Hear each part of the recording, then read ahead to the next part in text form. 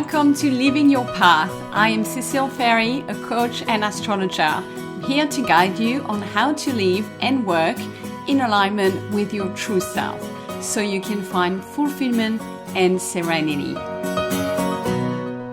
Hello, my beautiful people, and welcome to your Cosmic Catch-up update for week commencing the 8th of September. So the headline is we are in between two eclipses. So congratulations, welcome to the eclipse corridor. And that is probably enough to talk about in itself. But I'm just going to sprinkle a couple of other transits happening for those of you that are courageous and want to learn even more.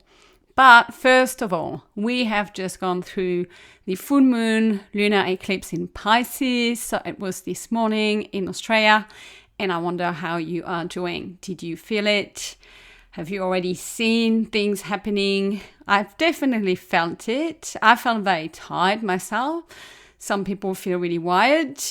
We all react differently. Some people were very emotional. Definitely my daughter ticked that box over the weekend.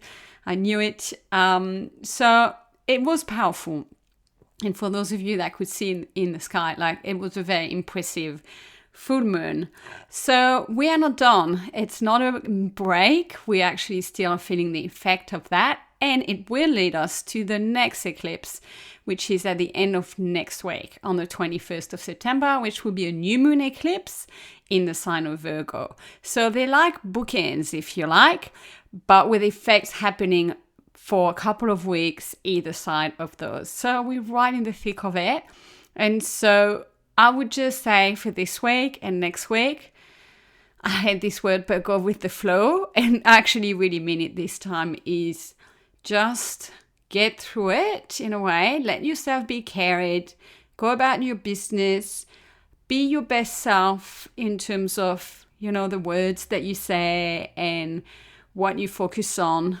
But this isn't a time to actively manifest or really start project, launch things, push hard, move houses, unless you have to, right? This is really a time to just be with yourself and to be as best as you can, because there is so much cosmic energy right now and karmic energy. So let all of that unfold. In particular, if you are currently in a situation that is tricky, i.e. you are a bit in limbo, you don't know where you're going. It could be in relation to your career or your relationship or your finances or your health. Chances are the eclipse is currently operating around those themes. You can confirm that by looking at your birth chart. But what I'm going to say for anyone, whether you know your birth chart or not, is hang in there and don't force anything. Don't try to know. Don't try to figure it out. Don't try to fix anything. Just let yourself cruise by, because there is so much more at play currently. We don't have the cards, all the cards in our hands. So we need to get out of the eclipse and into October-ish, mid-October, I would say. Then you'll have a lot more clarity then. Okay? So if you just want to take something away from today, is welcome to the eclipse corridor. Hang in there. Keep up with the self-care. And just, let things unfold organically in your life. Now, if you want a little bit more astrological knowledge with what's happening, because it just never stops, we have had Uranus going retrograde on the 6th of September. So that was Sunday. I'm just mentioning it here because you won't feel a massive change unless you might be a Gemini. But just putting it out there, it's the last planet to go retrograde. So all of them are retrograde. Neptune and Saturn and Jupiter and Uranus. So that just means we're in a big transition phase all up, where we are more focused inwards rather than taking action outwards. And when it comes to Uranus in Gemini, you might be finding yourself reassessing how you communicate, how you use technology, and your intellectual pursuits. Now, another thing happening this week. So we have the sun moving through Virgo And we have Mercury really next to it, moving through Virgo, and both of them are going to meet with the South Node.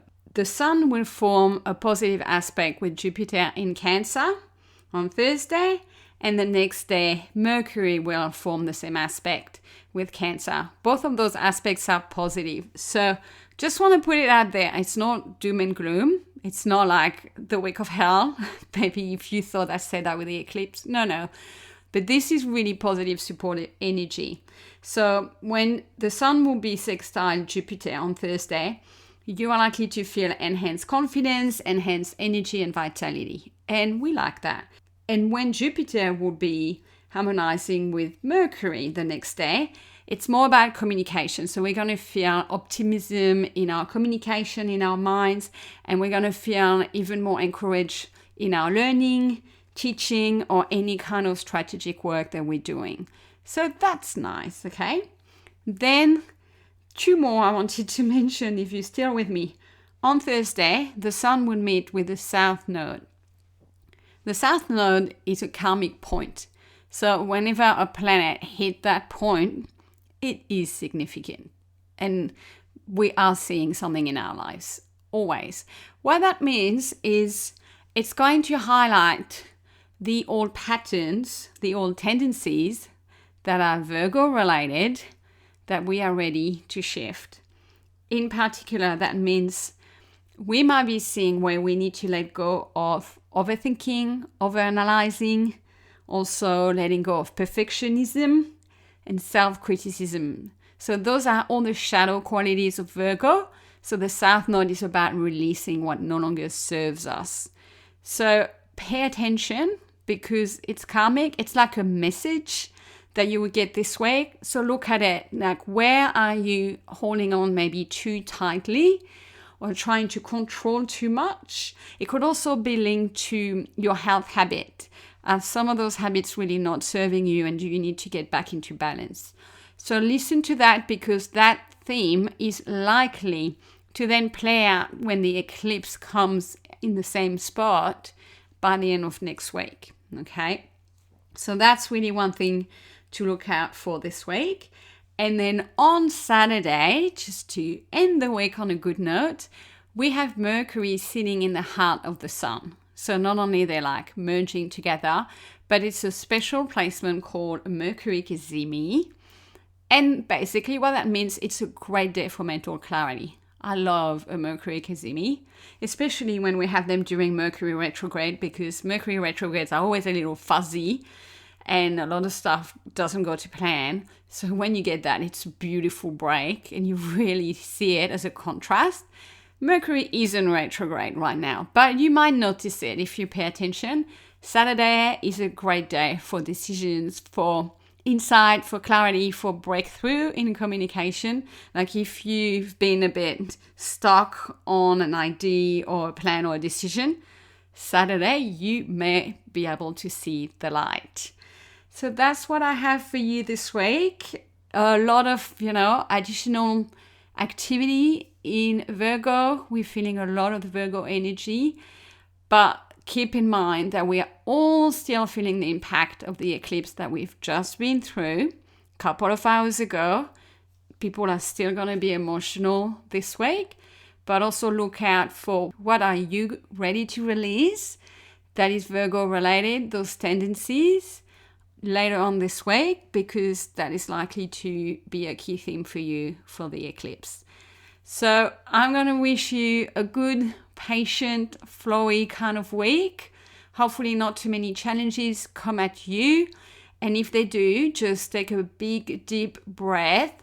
Try to delay any decisions or big changes in your life until October and as late as you can into the month of October.